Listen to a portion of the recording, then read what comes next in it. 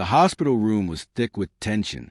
Sweat glistened on the woman's forehead as she cried out in pain, gripping the sides of the bed. Her boyfriend, Jason, stood by her side, holding her hand tightly, whispering soft words in her ear. "You're doing great, baby. Just breathe. I'm right here." Then the door creaked open, and in walked the midwife. Jason turned around casually, expecting to see another nurse. Instead, he froze, his eyes locked with hers. It was his wife, Emily. For a split second, the whole room fell silent. Emily's eyes, hidden behind her surgical mask, didn't blink. Her gloved hands didn't tremble, but her heart pounded like a drum in her chest. Jason's mouth dropped open. His grip on his mistress's hand loosened. The color drained from his face. He stammered, "Emily?" The mistress looked from Jason to the midwife, confused. "You know her?" Emily didn't answer. She stepped forward, calm as ice, taking her place beside the bed. "Let's get started," she said, her voice steady. But inside, she was burning. Jason couldn't breathe. How had this happened? How had his wife, the woman he lied to just an hour ago, become the one to deliver his baby from another woman? How much did she know? And what was she going to do next?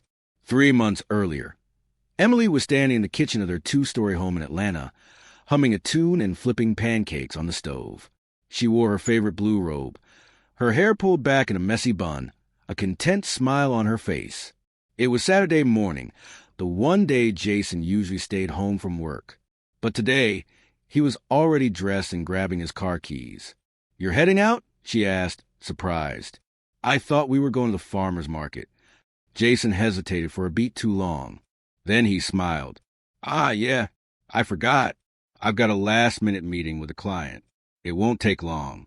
I'll be back before lunch." Emily smiled, trusting. "Okay, I'll save you some pancakes." He kissed her on the cheek, grabbed his laptop bag, and walked out the door. He wasn't going to a meeting. Jason drove across town to a small apartment near the city center.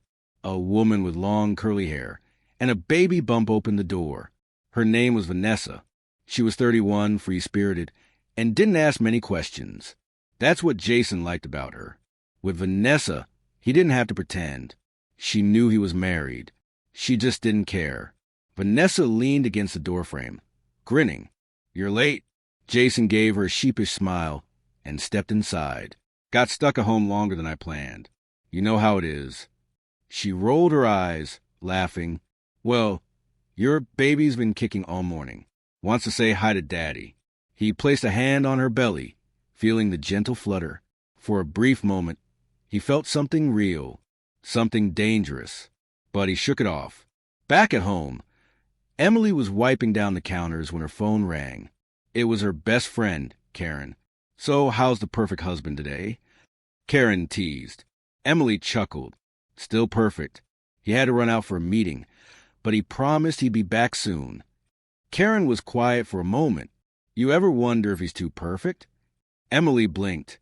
"What do you mean?" "I don't know, he's just always so smooth. Charming. I guess I'm just paranoid. Forget I said anything." But the seed had been planted. That night, Jason returned home around 1 p.m., claiming the meeting had run long. He smelled like soap and cologne. His shirt was freshly pressed, like he hadn't been wearing it all morning. Emily didn't ask questions. She wanted to believe him. Days turned into weeks.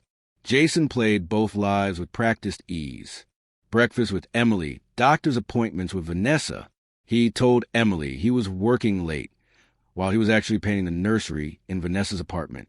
He sent flowers to Emily on their anniversary, then took Vanessa out for dinner the same night. He thought he had it all under control, but Emily started noticing things. His phone vibrated late at night. He took calls in the garage. He smiled at messages he never explained. And one evening, while folding laundry, Emily found a receipt in his jeans pocket for a prenatal massage. It wasn't hers. She didn't confront him. Not yet. Instead, Emily started watching, listening, waiting. At the hospital where she worked, she picked up extra shifts, covered night hours. And one day, she was assigned to a new patient, a woman in her 3rd trimester who had just been admitted to the maternity wing. The chart said her name was Vanessa Mitchell. Emily froze. Her hands trembled as she turned the page. Father of the baby, Jason Taylor. Her husband's name. Her Jason. Her heart cracked, but she didn't cry. She didn't scream. She smiled and asked the nurse's desk to assign Vanessa's delivery to her. She wanted to be there, to look him in the eye when he saw her, to make him feel what she felt: shock, betrayal, pain.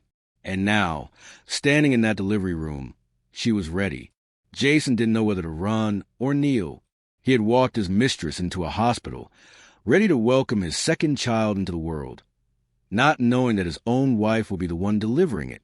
The mistress still didn't understand what was happening.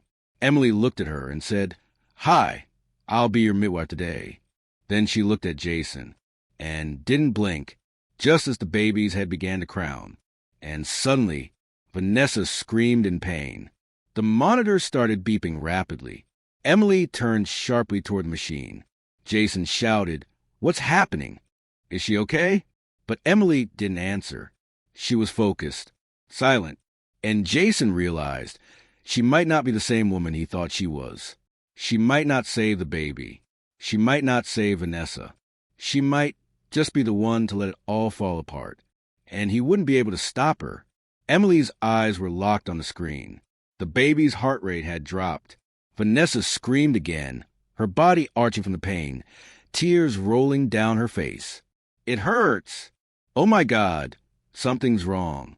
Jason." Jason was frozen. His knees wobbled. Sweat gathered at his temples. "Emily, please do something." Still, she said nothing to him. She moved around the room with sharp, practiced motions, pressing a button on the wall to call for assistance. Another nurse rushed in. "What's going on?" Emily didn't take her eyes off the monitor. "We've got decelerations, possible cord compression, prep for vacuum or C-section, depending on fetal response in the next 5 minutes. Get the OB in here now." Jason's heart thundered in his chest. Emily was all business, her voice firm, her action precise, but inside, her world was in chaos.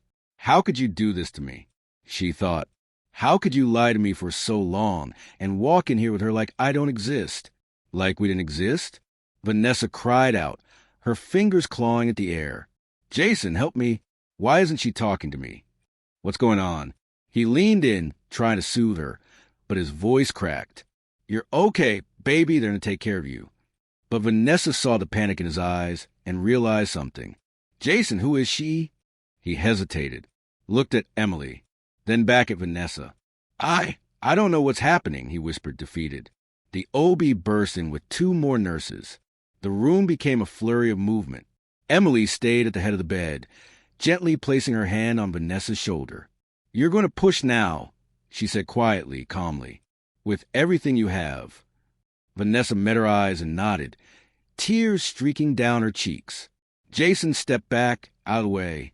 He was useless now, powerless. With one final scream, Vanessa pushed, and the baby was born. The silence that followed was crushing. No cry, just quiet. Emily lifted the baby quickly and passed him to the pediatric nurse without a word.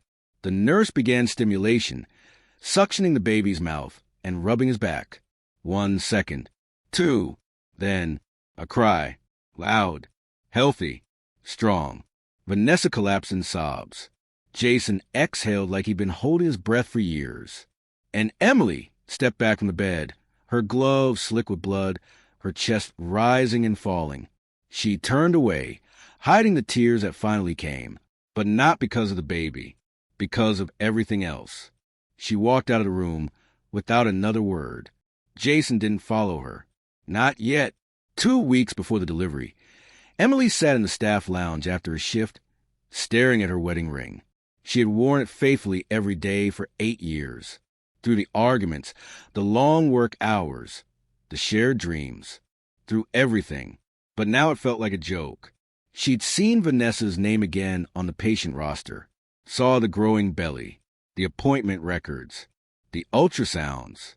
Jason had been listed on every form, bold, proud, public, and he hadn't said a single word to her. Emily couldn't eat. Couldn't sleep, but she didn't confront him. Not yet. She wanted to see how far he'd go. She wanted him to feel safe, until he wasn't. That night, Jason came home late again. He smelled like coconut and vanilla, Vanessa's perfume. Emily looked up from the couch. How was work? Jason kissed the top of her head. Exhausting. You know how clients can be. She smiled. You must be starving. I grabbed something on the way. Too tired to eat much anyway. She watched him disappear upstairs, heard the shower turn on. She turned to look at the clock. 9:42 p.m. Exactly the time Vanessa had finished her prenatal yoga session. Emily knew, because she had seen the check-in log from the center near the hospital. Emily whispered to herself, liar. She walked into the kitchen and opened a drawer where they kept their marriage license and important documents. She stared at the file, running her finger along the edge. She could burn it, but that would be too easy, too final. No, she wasn't ready to let him off that easy. The next morning, she met with the head nurse and requested to be assigned to Vanessa's case. She said she had a personal interest in maternal complications and wanted to shadow unusual pregnancies. That was partially true. Vanessa had a low-lying placenta and a history of fainting. She was considered high risk. The nurse agreed. Emily's plan had begun. Jason parked outside Vanessa's apartment the following week, carrying a small box of baby clothes. She waddled to the door and hugged him tightly. I got the crib set up, she said, excited. Do you want to see? He smiled. Of course. Vanessa led him inside, showing off the soft yellow nursery with stuffed animals and books stacked neatly on shelves. You like it? She asked. Jason nodded. It's perfect. She reached for his hand and placed it on her belly. He kicks every time he hears your voice. Jason swallowed. You think he knows me already? I think he loves you already. He kissed her forehead, but his eyes drifted to the crib, to the baby's shoes, to the world he had helped create outside of the one he already had. And for the first time, he felt afraid. What if Emily found out? What if she already knew? He shook it off. She couldn't know. She was too trusting, too soft. That's why it worked. He'd just keep playing it smart. A few more weeks. Then everything would settle. He had no idea that Emily had already seen the nursery, had stood outside the apartment days earlier and watched through the window, had seen Jason laughing with Vanessa, kissing her, touching her belly. She had stood there for 15 minutes, her heart shattered in silence. And still she said nothing. Back at the hospital, Vanessa went into early labor. Jason was at work when she called. Panicked. I think it's happening. I'm bleeding, Jason. I'm scared. He rushed out his office, barely remembering to grab his keys. He drove like a madman, cursing the red lights. When he arrived at the hospital, they wheeled Vanessa in, tears streaming down her cheeks. I want you in there with me, she begged. Please don't leave me. I won't, he promised, squeezing her hand. I'm not going anywhere. He had no idea what was waiting inside. No idea who was waiting inside. And when they reached the labor room and the door opened and he saw her, he almost collapsed. Emily, standing there, gowned, gloved, masked, his wife, the mother of the child he promised to build a future with, the woman he betrayed, the woman who now held his other child's life in her hands. And as the baby crowned and Vanessa screamed and Jason stood frozen in horror, Emily never looked away. She met his eyes, then turned toward the baby. And just when Jason thought it couldn't get worse, the monitor flatlined. A nurse shouted, We're losing the mother. Jason screamed, Emily, do something. And Emily, she just stared at him, then reached for the crash cart. The sound of the heart monitor flatlining tore through the delivery room like a lightning strike. Everything moved in flashes. Vanessa's body trembled violently on the bed, her face pale and streaked with tears. The nurses were shouting, chaos rising, but Emily remained calm, eerily calm. Code blue. Initiate CPR. Now. Emily didn't look at Jason as she spoke. She didn't look at anyone. Her eyes were on Vanessa. Her hands moved fast. Too fast for Jason to understand what was happening, but slow enough that it made him question everything. One nurse jumped onto the bed to begin chest compressions. Push 1 milligram of epinephrine. Emily called out. Pushing now. Jason stood against the wall, helpless and wide-eyed. His throat was dry. His legs felt like jelly. Emily, he choked out. Emily, please save her. She finally looked at him. That look, it was sharp, cold, shattered, like a mirror that had been dropped and couldn't be put back together. You should have thought about that before you destroyed 2 lives, she said softly, her voice lost under the chaos. Then she turned back to Vanessa. Minutes passed like hours. Jason covered his mouth, sliding down the wall into a squat. He thought about the baby, about Vanessa, about everything he'd done. All the lies, all the sneaking around, all the texts and meetings and nights away from Emily. It had led to this. To a room full of strangers trying to keep the mother of his unborn child alive, while his wife, the woman he vowed to protect, held all the power. What if she lets her die? The thought stabbed through his chest. What if this is how she gets revenge? Then, just when the silence in the room felt final, the monitor beeped. Faint, then stronger. Pulses back, one of the nurses yelled. Emily took a deep breath. Stabilize her. Monitor blood pressure and oxygen saturation. Keep her awake. Vanessa groaned softly. Jason leapt to his feet. She's okay? Is she okay? No one answered him. The room was still too tense. Vanessa's eyes fluttered open. Her voice was raspy, weak. Where's the baby? The nurse walked over with a small, wriggling bundle wrapped in a blue blanket. He's doing great. 7 pounds, 8 ounces. Vanessa reached out her arms, sobbing softly as they placed the baby against her chest. Jason stepped closer. I'm here, he said gently. I'm here, Ness. But she didn't look at him. She was too busy staring down at the life she'd just brought into the world. Too tired, too hurt, too confused.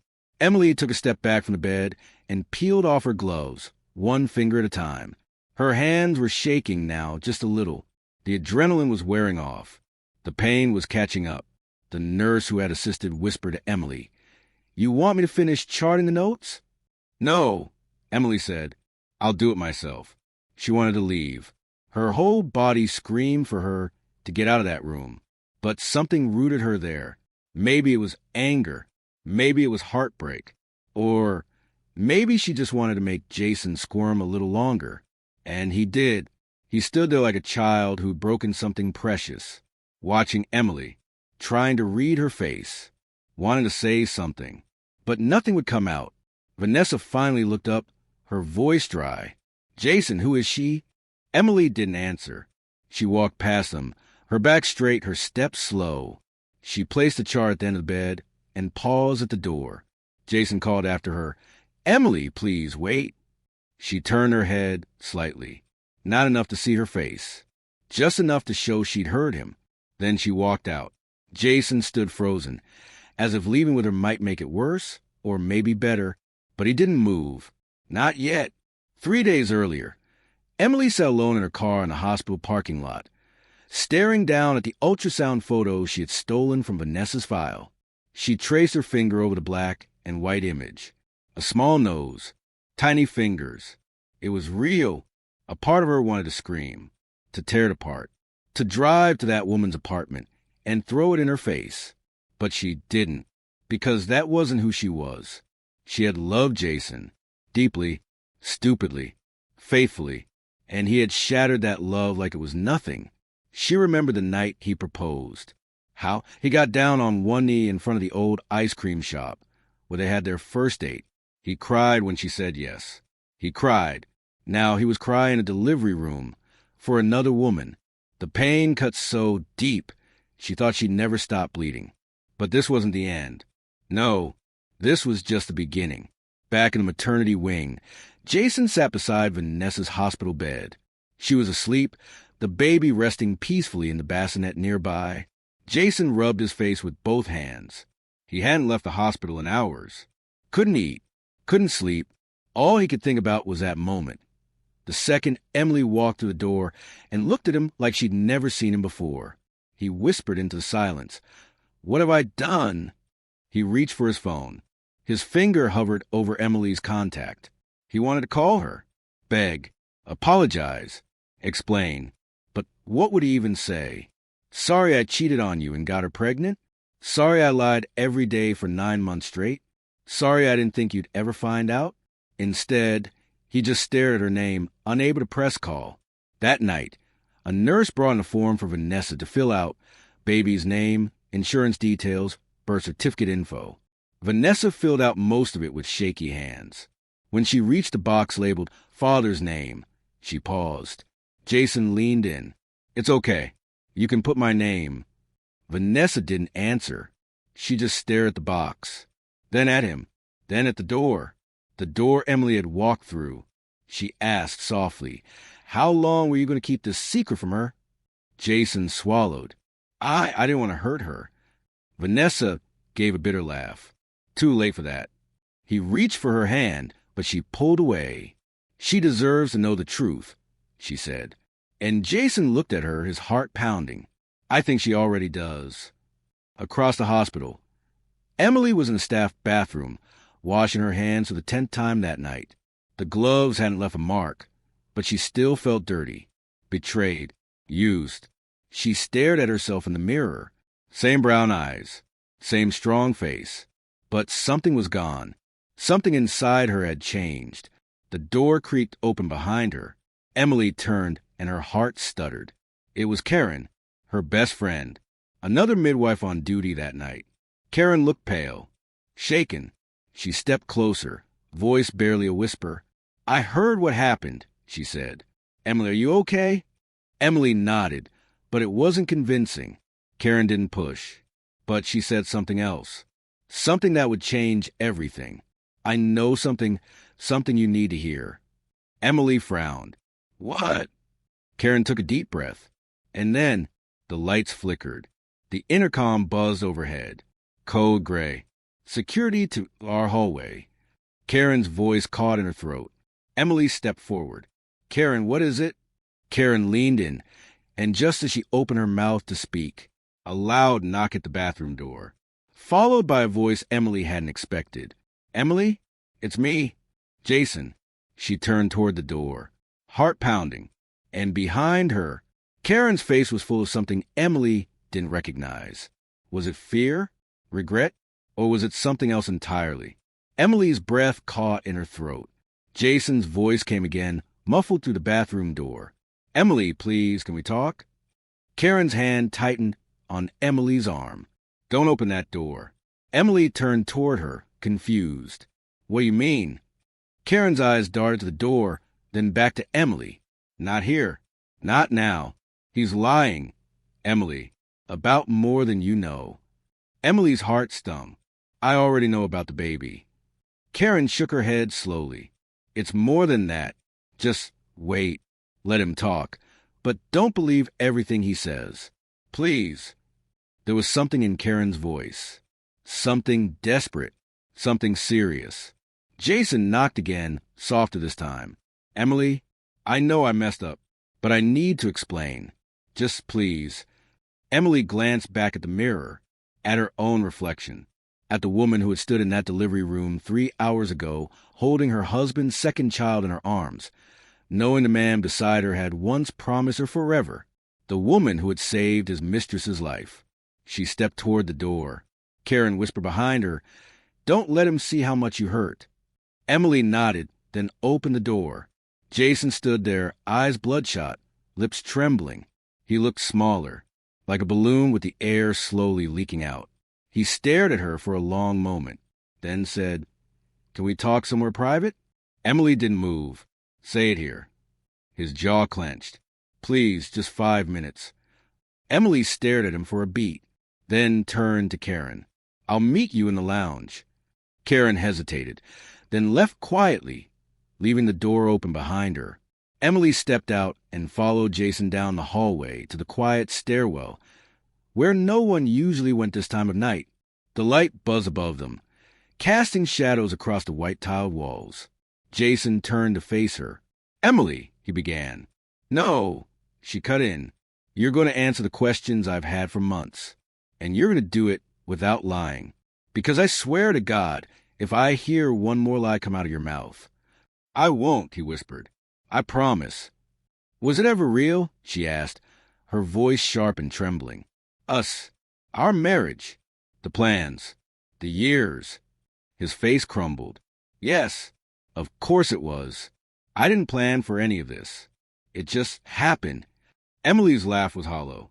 She's not a lost pair of keys, Jason. She didn't just happen. You chose her. I made a mistake. No, Emily snapped. A mistake is forgetting an anniversary.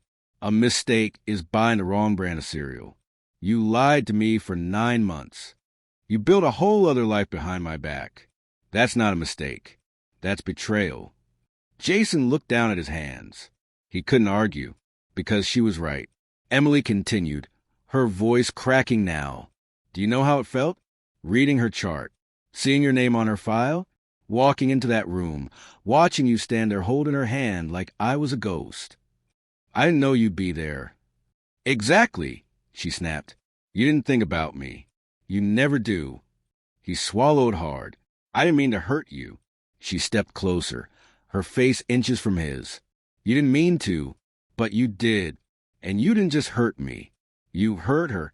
That woman in that hospital bed right now. She almost died, Jason, and I had to save her. Do you know what that was like? He whispered, I'm sorry. She turned away, her arms wrapped tightly around herself, her voice barely a whisper now. And what about the baby? What happens now? Are you going to try and play house with her? Pretend this mess can turn into some fairy tale ending? I don't know, Jason said honestly. I want to make things right. Emily turned back to him. You can't. There's no fixing this. Not with words. Not with flowers. Not with empty apologies. Jason reached out. Please, Emily, I need you to understand. But before he could finish, a loud voice echoed down the stairwell. Mr. Taylor? Jason and Emily both turned. It was hospital security. Sir, we need you to return to the maternity wing. Your visitor pass expired. You're not permitted in this area without clearance. Jason blinked. I was just talking to my wife. The guard raised a brow. Sir, your wife's listed emergency contact is someone else. Vanessa Mitchell. Emily folded her arms. She was his wife. Until about 20 minutes ago. Jason looked at her, stunned. Emily? She looked him dead in the eyes. I called my lawyer after the delivery. I filed for divorce. He stepped back like she'd slapped him. No, you didn't. Please, Em, don't do this. She looked at the security guard and nodded. You can escort him out. Jason tried to grab her arm. Wait! You can't just throw everything away like this. She pulled her arm back sharply. No, Jason. You threw everything away. I'm just cleaning up the mess. As the guard led Jason back down the hallway, his cries echoing behind him, Emily stood alone in the stairwell, shaking, exhausted, but somehow lighter. She finally exhaled, then turned and walked back down the hall toward the staff lounge where Karen waited. Vanessa lay in bed, gently rocking the baby in her arms. Her eyes were tired, distant. The happiness she imagined would fill her heart at this moment wasn't there. Her chest felt hollow. She kept thinking about that woman, the midwife, how calm she'd been, how steady, and then how cold. And Jason. God, Jason. He hadn't told her anything. Not really. And now it all made sense. Why he was always looking over his shoulder. Why he never stayed the night. Why he didn't want her to post any photos of them online. She thought she was special. But she'd just been convenient. A knock on her door startled her. It was Karen. Vanessa blinked. Can I help you? Karen stepped inside gently. Hi, I'm Karen. I work with Emily. Vanessa's brows pulled together. You mean the midwife? Karen nodded. Vanessa shifted uneasily. Is something wrong? Karen hesitated, then said, There's something you deserve to know. Vanessa looked down at the baby in her arms. What is it? Karen closed the door, quietly behind her, and the air in the room changed.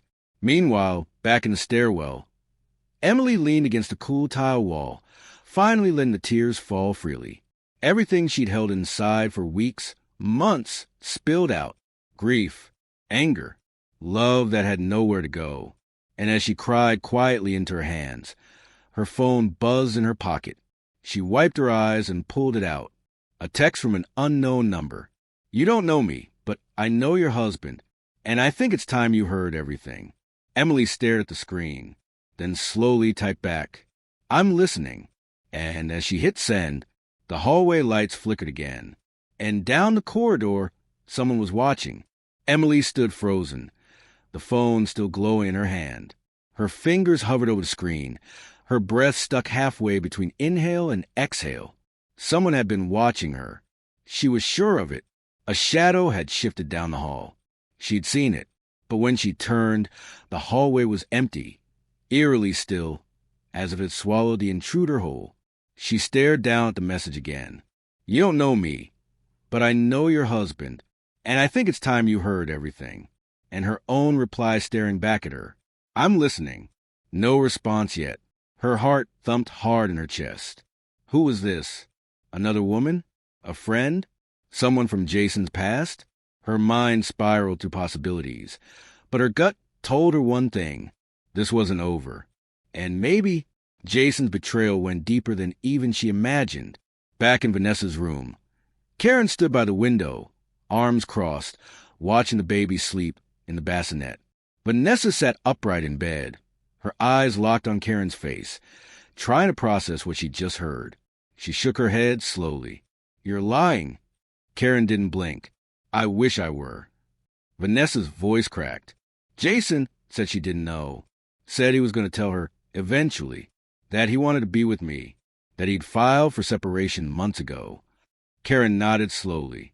"He told Emily he was working late. Told her he had night shifts, long meetings, conferences." "He did," Vanessa whispered, her voice shaking. "I always thought he looked tired." Karen let out a short, bitter laugh. "Yeah, tired from lying. Tired from building two lives and hoping they never collided." Vanessa leaned back, pressing a hand to her temple. "I didn't know she worked here. I swear, I wouldn't have come here if I knew." Karen softened a bit. "I believe you. Emily does too. She's hurt, not hateful." There was a long silence. Then Vanessa spoke again, her voice low and almost afraid. "What else hasn't he told us?" Karen's eyes darkened, and that silence, it held secrets. Because Karen knew something. Something big. But before she could speak, the baby began to cry. Vanessa leaned forward, scooping him up gently, holding him close. Karen watched her for a moment, then said, "Get some rest. But stay alert. You're not just protecting yourself anymore." Vanessa nodded, and as Karen slipped out the door, her phone buzzed. She glanced down. A message from Emily. "You just left my side. Was someone watching us?" Karen frowned and replied, "Yes." Emily sat in her car outside the hospital, gripping the steering wheel so tightly her knuckles turned white. She hadn't gone home. She couldn't face the silence of their house. The pictures, the memories, the bed where he held her and whispered forever into her hair. Instead, she stared at the windshield, the wipers ticking back and forth as a light drizzle fell. Her phone buzzed again. The unknown number had replied, "Meet me tonight, 11 p.m., behind Building C, near the loading dock. Come alone." She typed fast. "Who are you? Why should I trust you?" The response came within seconds. "Because I made the same mistake you did." I believed him. Emily's blood ran cold. She stared at those words, and something inside her shifted again. Not just pain, not just rage, but clarity. There were pieces she didn't know yet. Jason had betrayed her in more ways than one. And someone out there held the rest of the puzzle. She checked her watch. 10:04 p.m. She had less than an hour. Jason sat alone in his apartment. No longer the house he shared with Emily, but a small one-bedroom unit his friend had lent him for the week. Boxes were stacked in corners. Nothing looked lived in. Just like him. Empty, unsteady, unsure of what came next. He tried calling Emily again. Voicemail. He tried texting. No response. Then he tried calling Vanessa. Straight to voicemail. He stared down at his phone, at the contact names that now meant loss and regret. He set the phone down and stood, pacing the floor. He was losing control. Fast. And it wasn't just about the women anymore. It was something else. Something he thought he buried years ago. But someone had dug it back up. And now, someone was trying to ruin him. At 11:03 p.m., Emily walked briskly through the empty hospital grounds toward the rear of Building C. The air was damp, cool, and quiet. Too quiet. She wore dark jeans, a hoodie, and running shoes. No purse. No ID. Just her phone, tucked tightly in her back pocket. She reached the loading dock, heart thudding in her ears. No one was there. She waited. Then, a figure stepped out from the shadows. A woman, wearing a black jacket, hood pulled low, face mostly hidden. Emily's body tensed. "Are you the one who messaged me?" The woman nodded. "Yes." Emily took a cautious step forward. "Who are you?" The woman hesitated, then slowly pulled back her hood. And Emily's eyes widened. She knew her. Not well, not personally, but she had seen her before. Once. In a photo on Jason's laptop. Labeled, "Senior Year Miami Trip." The girl with her arms wrapped around him. "Rachel?" Emily whispered. The woman gave a bitter smile. "I was his first fiancée. Before you." Emily's breath caught. "I thought he was the love of my life," Rachel continued, voice raw, "until I found out he was cheating on me with you." Emily took a step back, her mouth open to speak, but no words came. Rachel's eyes glistened. "I watched from the sidelines for years. I saw the engagement posts, the wedding, the house. I told myself he'd changed." Emily's voice finally broke through. "Why now? Why are you here?" Rachel pulled something from her coat pocket, a small flash drive. She held it out. "Because someone else is going to get hurt, and you deserve to know just how far he'll go to keep his lies alive." Emily hesitated, then reached out and took it. Rachel's voice was barely a whisper. "Everything's on there. Everything he tried to hide. From me. From you. From the others." Emily's head snapped up. "Others?" Rachel didn't answer. She just turned and disappeared into the night, leaving Emily alone, holding the truth, or the beginning of it. And as she walked back through the shadows toward the hospital, the flash drive clutched tight in her fist. She had no idea that someone had followed her, and they had a very different plan for what came next. Emily didn't hear the footsteps. Not at first. The gravel behind her shifted. Too faint to raise alarm, too soft to register as danger. She walked faster, her heart still pounding from the conversation with Rachel, the cold plastic of the flash drive digging into her palm. Streetlights flickered above her, casting long, stretching shadows across the parking lot pavement. She was almost to her car when she heard it again. A scuff, a breath. She stopped, whipped around. No one. Her eyes scanned the dim lot.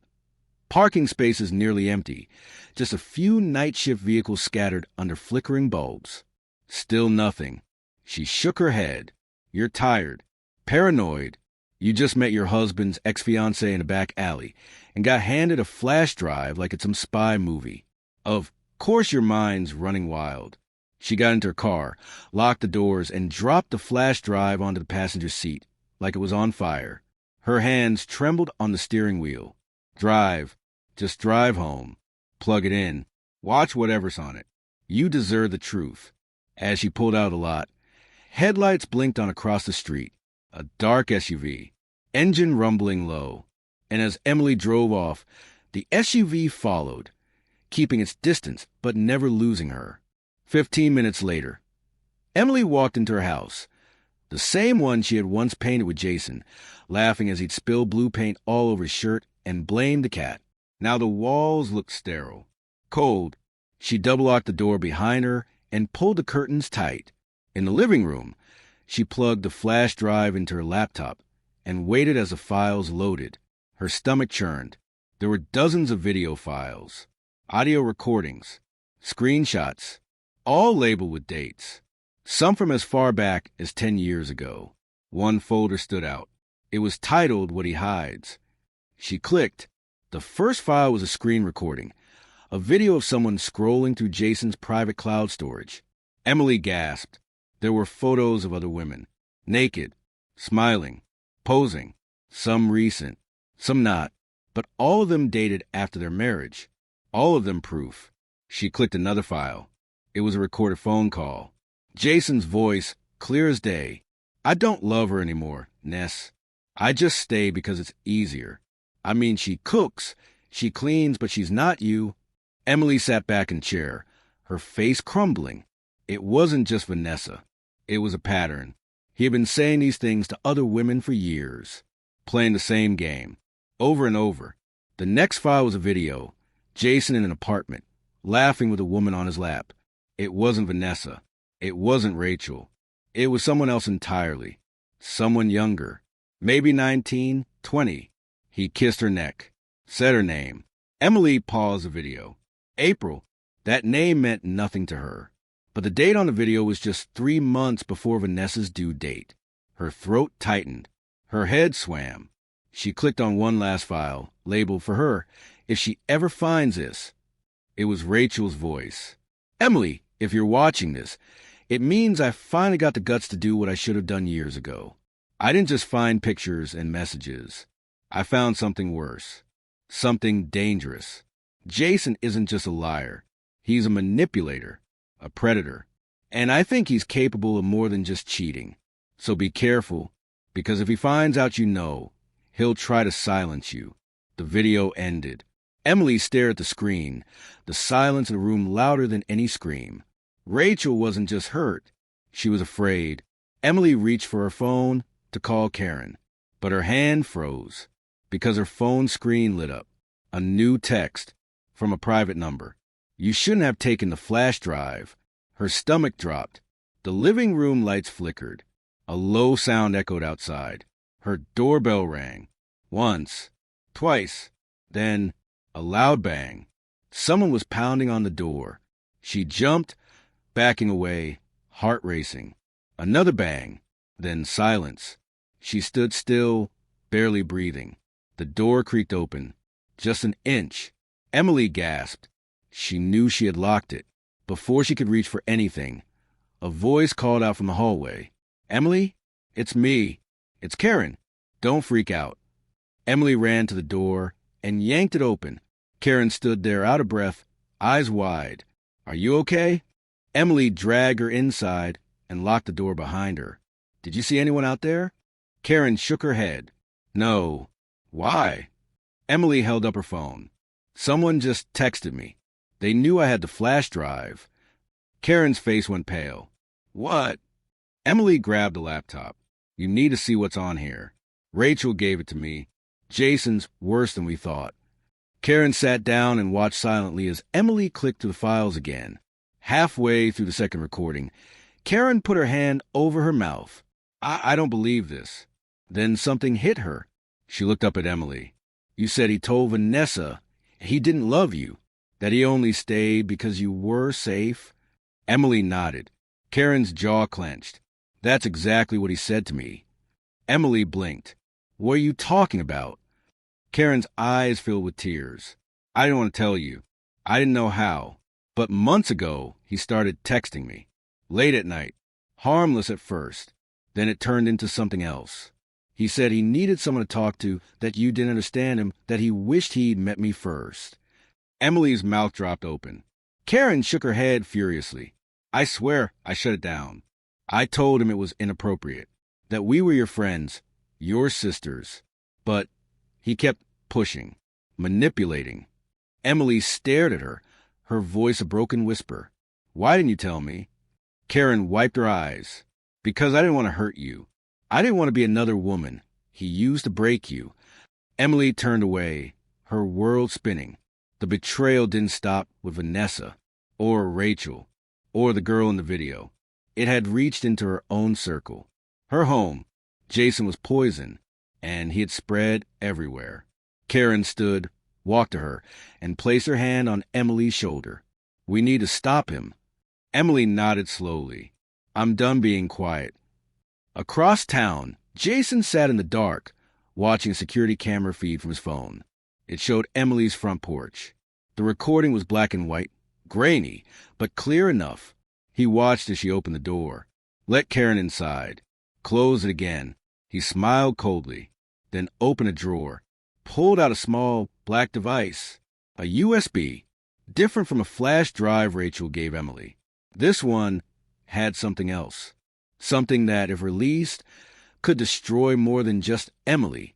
He whispered into the dark, "You want war? You've got it."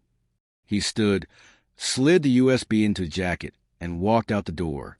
Back at Emily's house, she and Karen sat on the couch, a plan forming between them. But then, Emily's laptop blinked. Shut down. A system message flashed on the screen. Drive corrupted. Files deleted. Emily gasped. Karen leaned over. "What the hell?" Then Emily looked at her phone. Another message. From the same private number. "You really should have stopped watching." Her blood ran cold. She stared at the screen. And the final message came through. "TikTok, Emily. The next secret won't break your heart. It'll ruin your life." Emily's hand trembled as she lowered her phone. The glow of the final message still burned behind her eyes. "TikTok, Emily. The next secret won't break your heart. It'll ruin your life." Karen's voice was small, almost breathless. Did they just erase everything? Emily nodded slowly, staring at the black screen of her laptop. "It's gone. All of it. The videos, the recordings, the proof. But how? How did they even?" "Remote wipe," Emily whispered. "Rachel said she got everything from Jason's cloud. If he figured it out, he could have triggered a purge and maybe tracked who accessed it." Karen stood and began pacing. Okay. We still have the flash drive." Emily opened her palm. The drive was hot, dead. She shook her head. It shorted. Probably malware. Karen's lips pressed into a thin, hard line. "So now what? We just pretend it didn't happen? Let him win." Emily looked up, and something inside her, something deep, snapped. "No," she said. "Not this time." Karen sat beside her, cautiously. "Then what's the move?" Emily exhaled. "We hit back, but smarter. Quietly. We don't have the files anymore, but I saw enough to know where to look." She stood, pacing now too, her mind racing. There were names, faces, dates. There was a girl named April. She looked young, too young. Rachel said there were others, and that Jason would do anything to protect his image.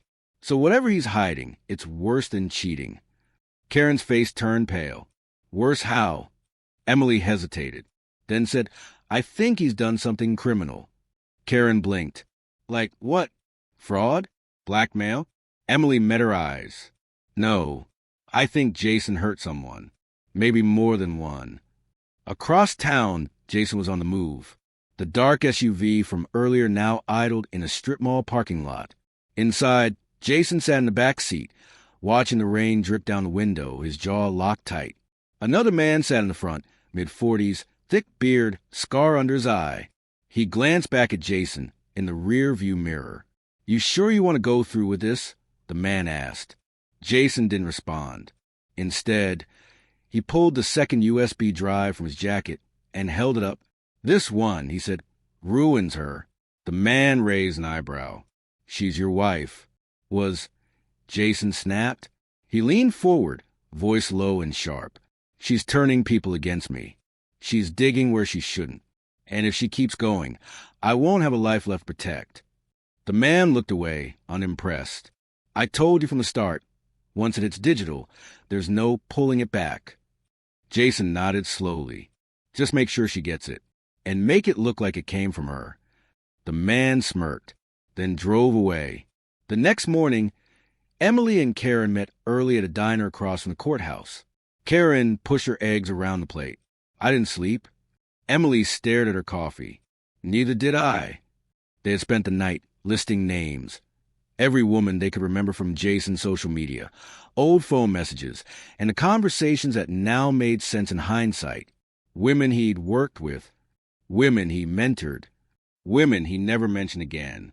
April, Rachel, Vanessa, and a fourth name buried in an old group photo from Emily's Facebook. Mia, Karen pointed her fork. Didn't she work with Jason at that nonprofit? The one for mentoring teen girls? Emily froze. Yes, she did. She was only 17. Karen's eyes widened. Oh no. Emily nodded slowly. We need to find her. They got to work.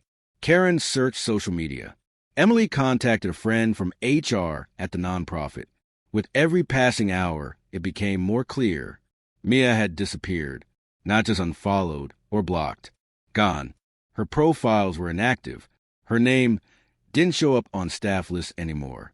And when Emily called the office and asked about her, the woman on the other end of the line said, "I'm sorry. We don't have anyone by that name in our records." Emily pressed, "Not even in past staff or volunteer files?" The voice went cold. "No. Goodbye." Click. Emily sat back, the dial tone ringing in her ears. "She's been scrubbed," she said. Karen stared at her. "What do we do now?" Emily's answer was immediate. "We find Mia, and if she's in trouble, we get her out of it." That night, Emily returned home to find a small padded envelope on her front porch. No return address. Her stomach turned. She picked it up, carefully turning it in her hands. "Tick-tock, Emily." The words echoed in her head as she stepped inside, locked the door, and sat on the living room floor. Karen was on her way, but not here yet. With trembling fingers, she tore the package open. Inside was a flash drive, a different one. A folded note came with it. "You should have left well enough alone. Now everyone will know who you really are." Emily stared at it, a slow coldness spreading through her veins. She plugged it into an old tablet she kept disconnected from Wi-Fi. A single folder opened. Dirty Emily. Her hand clenched. Inside the folder were photos, screenshots of old emails, edited photos that made her look like she was having affairs, messages she never wrote, fake texts, digitally altered photos of her in compromising positions with men she'd never met. It was a setup. It was all a setup. Jason was trying to make her look like the cheater, like the liar, like the one to blame. And if this got out, if this was leaked, her reputation as a nurse, a midwife, a woman, would be shredded. The door burst open. Karen rushed in. I came as fast as I could. She stopped when she saw Emily's face. "What is it?" Emily handed her the tablet. Karen's jaw dropped. No, this is fake. Everyone will see it's fake." Emily looked at her. "They won't. Not at first. And that's all he needs." Karen dropped onto the couch, stunned. "He's setting you up, and if this goes public..." Emily nodded. "My whole life goes down with him." Silence fell between them. Then Karen looked up. "We have to go to someone." Emily shook her head. "Not yet. We don't have real proof. No originals. No witnesses. If we come forward now, it looks like damage control." Karen narrowed her eyes. "So what's the play?" Emily's voice was quiet. "But sure, we find Mia. She's the only one who might know what he's really capable of. And if he erased her like we think he did..." Karen leaned forward. "Then we're not just dealing with betrayal." Emily finished the thought. "We're dealing with a man who destroys anything he can't control." They both sat in silence as the weight of that truth settled around them. Then Emily's phone buzzed. A new text from another unknown number. "You're getting warmer." Attached was a photo, a blurry image, of a young woman with a backpack, boarding a bus. The timestamp? 3 days ago. The location? 2 towns over. Karen leaned in. "Is that..." Emily whispered, "Mia." And Karen said what they both knew had to happen. "Then we go get her." But across the city, in a quiet, upscale hotel, Jason sat at a small table, watching a laptop. The photo of Mia was open on his screen. He smiled coldly. "She always runs," he said softly, "but not fast enough." And beside him, was a file. Labeled Plan B. He clicked it open.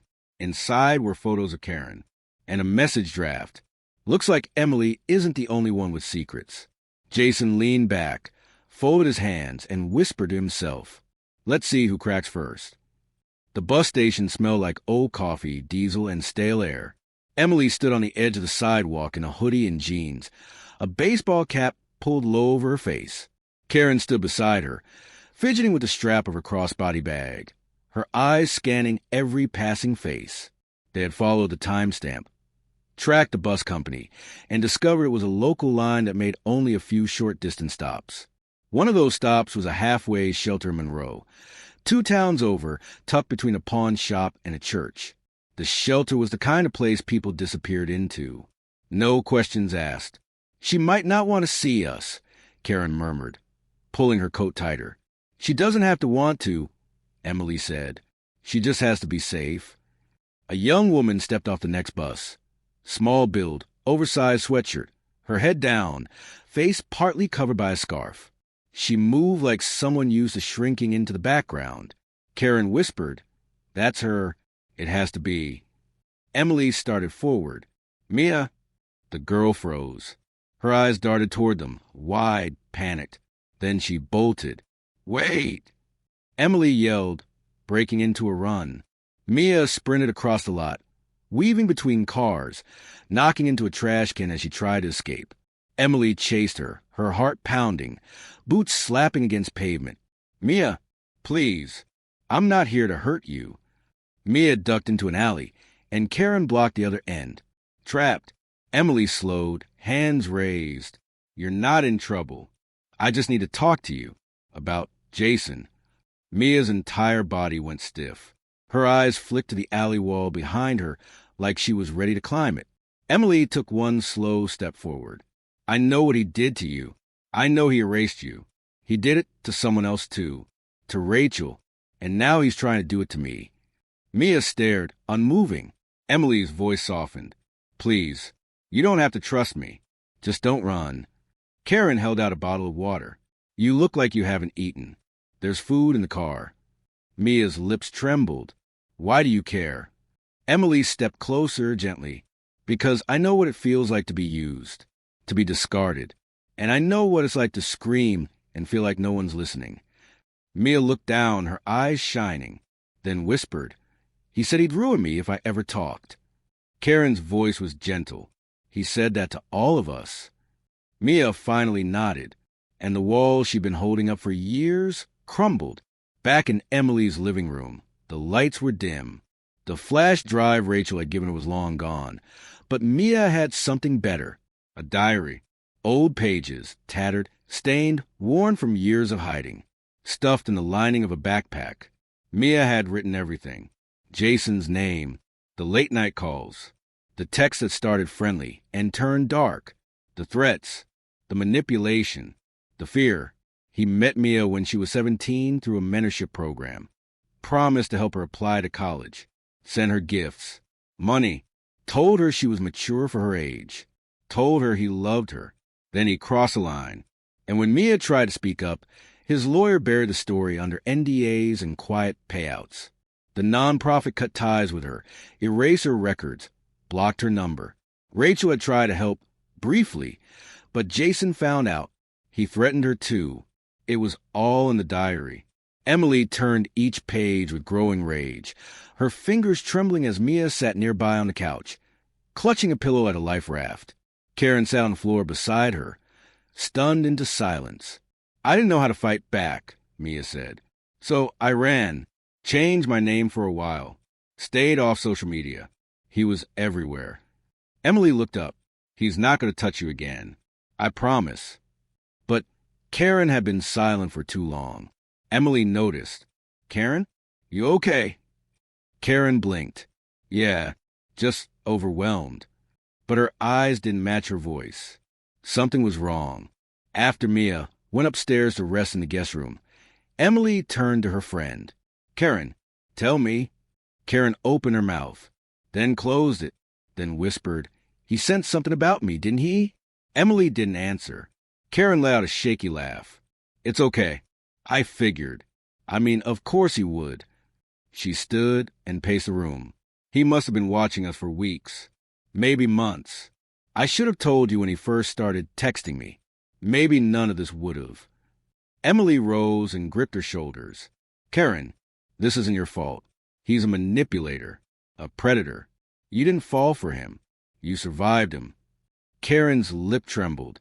But what if he leaks something about me next? Emily didn't hesitate. Then we take him down first. Across the city, Jason sat at the end of a long table in a sleek boardroom, flanked by two lawyers. One of them was pacing, furious. The leaks aren't coming from us, the man barked. But someone is watching your accounts, Jason. That footage, those screenshots, they're out there. Jason stayed calm. I scrubbed it. All of it. Then how do they keep finding more? Who's Mia? Jason didn't flinch. A girl from the program. She moved away. Rachel? An old flame. The lawyer rubbed his temples. You realize if even one of these women gets in front of the camera with documentation, it won't just ruin your marriage. It'll bury your career.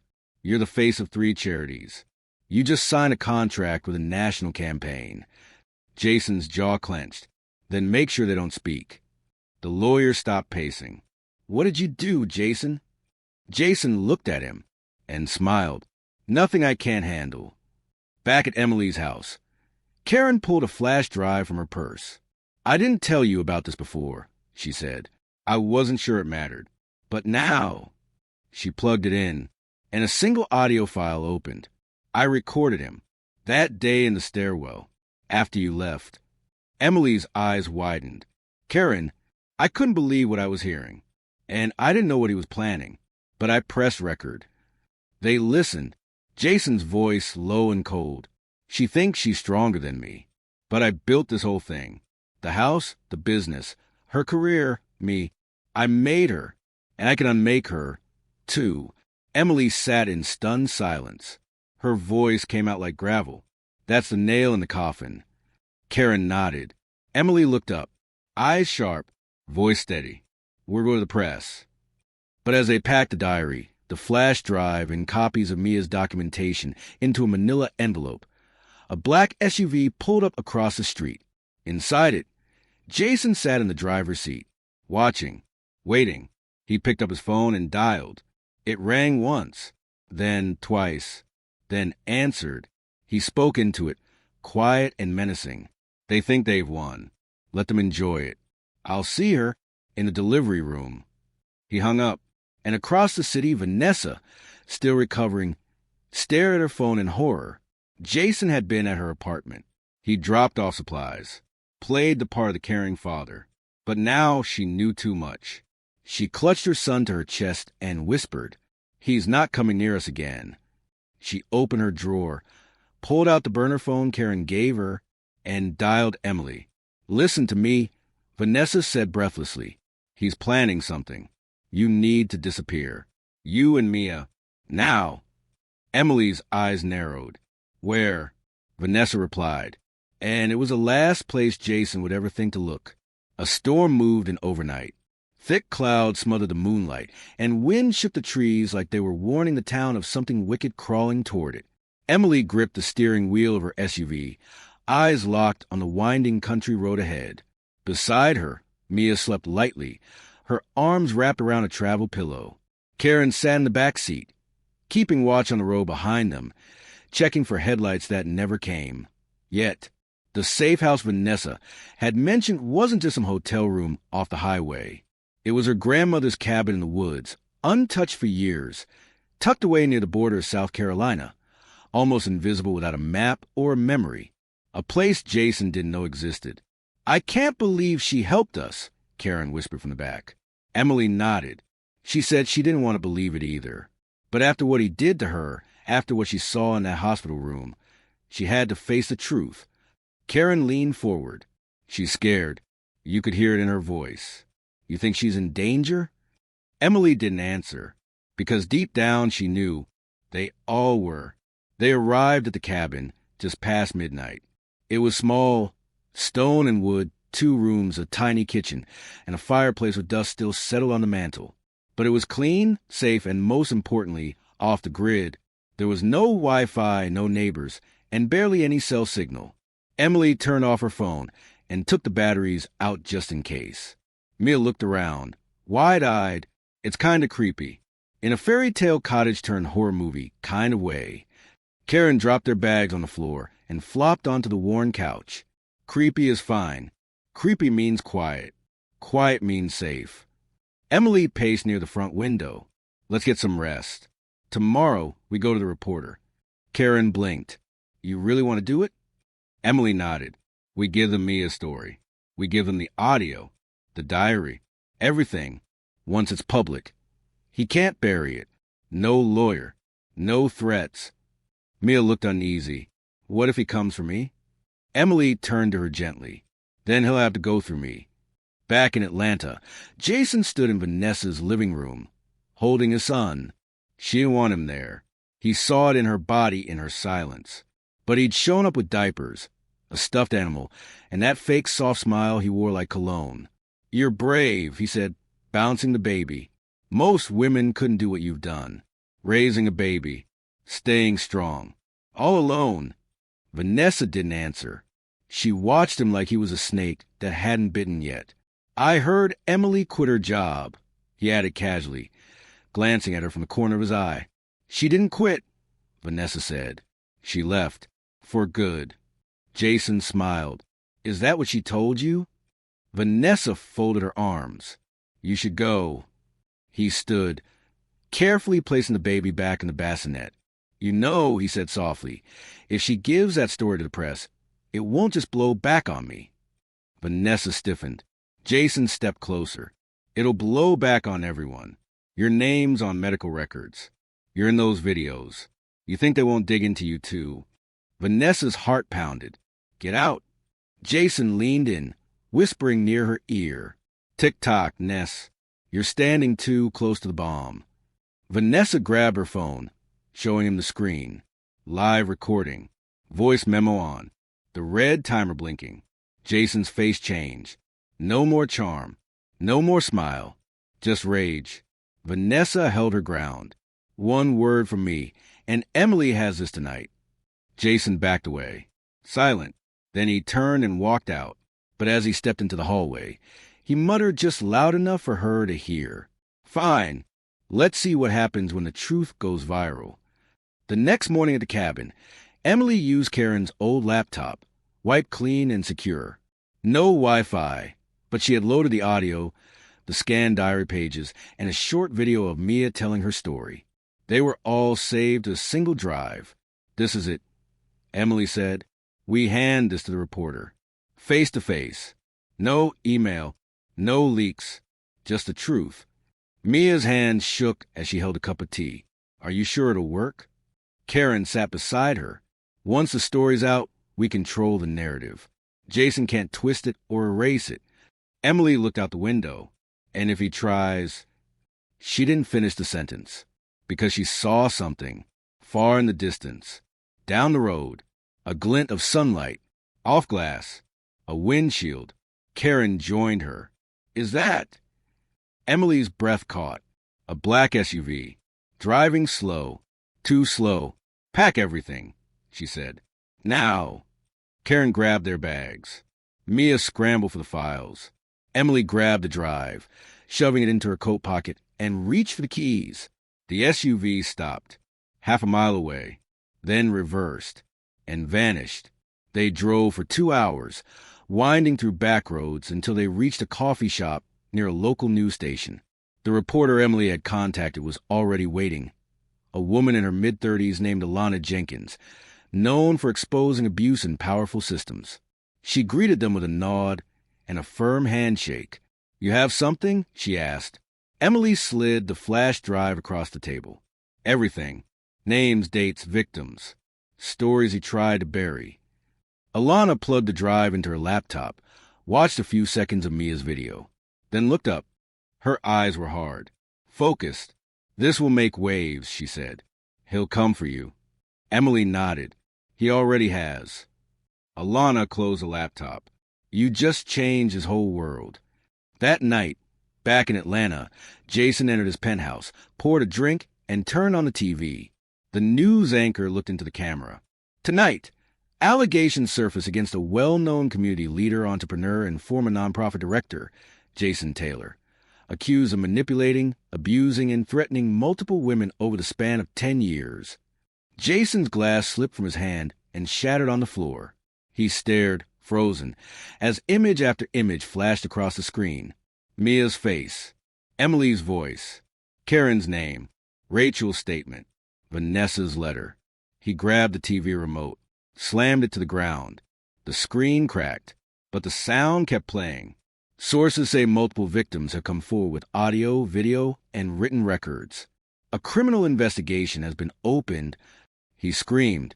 The walls echoed with it, but no one heard him. Not this time. Not anymore.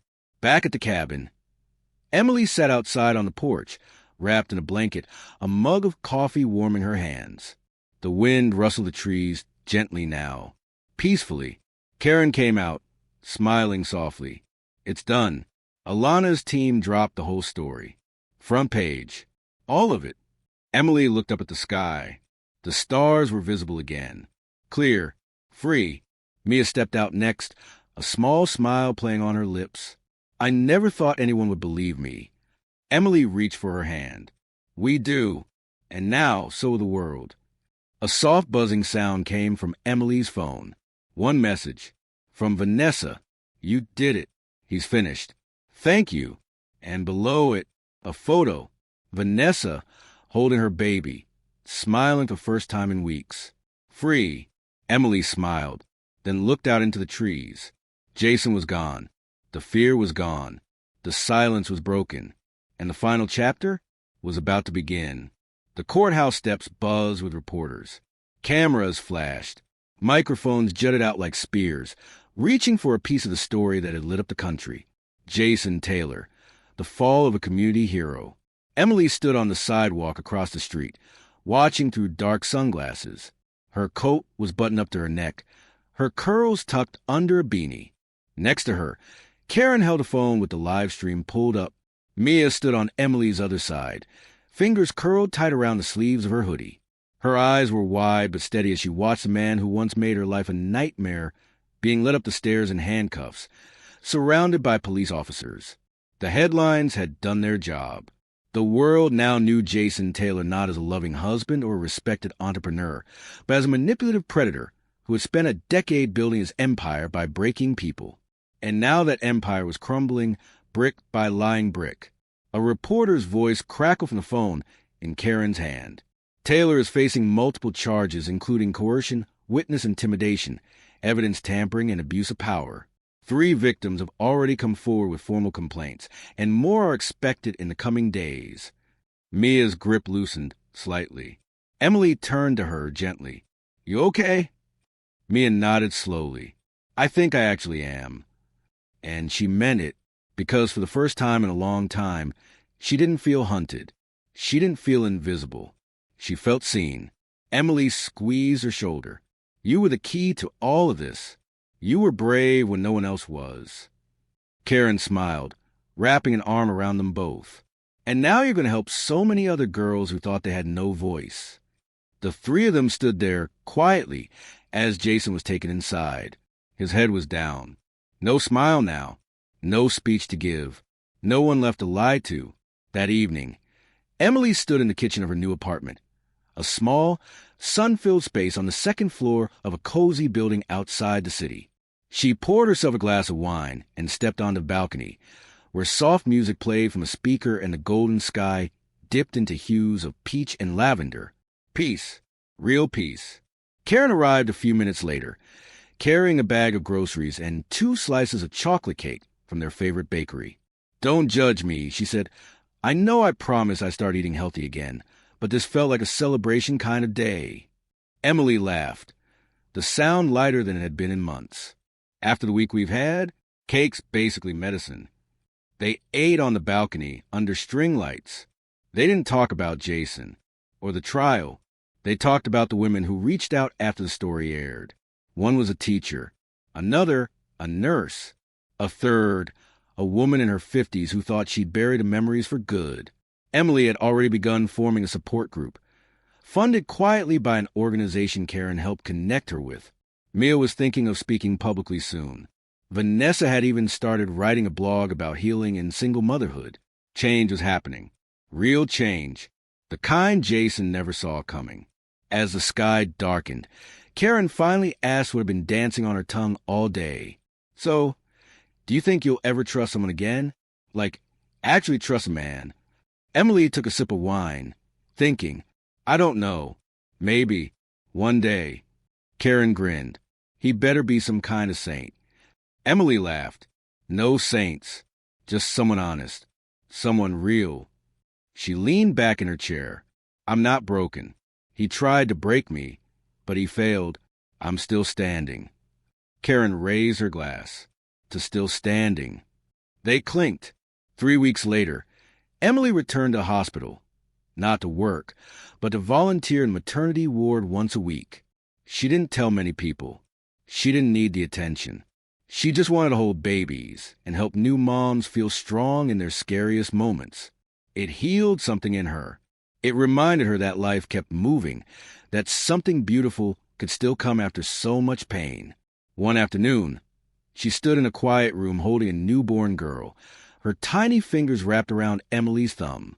The baby's mother, a young woman no older than Mia had been when it all began, lay sleeping peacefully nearby. And for the first time in a long time, Emily felt full, not of pain, but of hope. In the final hearing, Jason sat behind a table, pale and thinner than before, watching his lawyer fumble through final statements. The judge's voice was firm, unwavering. You spent years hiding behind respectability and charm while you manipulated and harmed others. This court doesn't just see your actions. It sees the pattern. It sees the damage. And now it sees consequences. Jason didn't lift his eyes. He couldn't, because seated in the back row, without fear, without anger, just quiet power, was Emily. And when he finally glanced up, she didn't look away. He did. Outside the courthouse, reporters swarmed for comment. Emily stopped only once. A young girl, no older than Mia had been, stepped out of the crowd and whispered, "Thank you." That was all. Then she was gone. Emily turned to Karen, who had been by her side through it all. She smiled. "I think I'm ready." "Ready for what?" Karen asked. Emily looked ahead at the open road. For whatever comes next. A year later, Emily opened a center for women like Mia, like herself, women who had been silenced, doubted, gaslit, abandoned. It was called the Still Standing Foundation. The opening day was packed. Vanessa brought her toddler, who toddled into Emily's arms with a squeal. Mia gave the keynote speech. Karen cried 3 times. And Emily? She stood at the front, in a white blazer and gold hoop earrings, her smile bright, her eyes clear, her voice unwavering. She didn't mention Jason. Not once. Because the story wasn't about him anymore. It never really was. It was about survival, strength, sisterhood, and a black woman who took the deepest heartbreak of her life and turned it into power. She stood at the podium and said the last words of the ceremony. Let them underestimate us. We'll still be standing.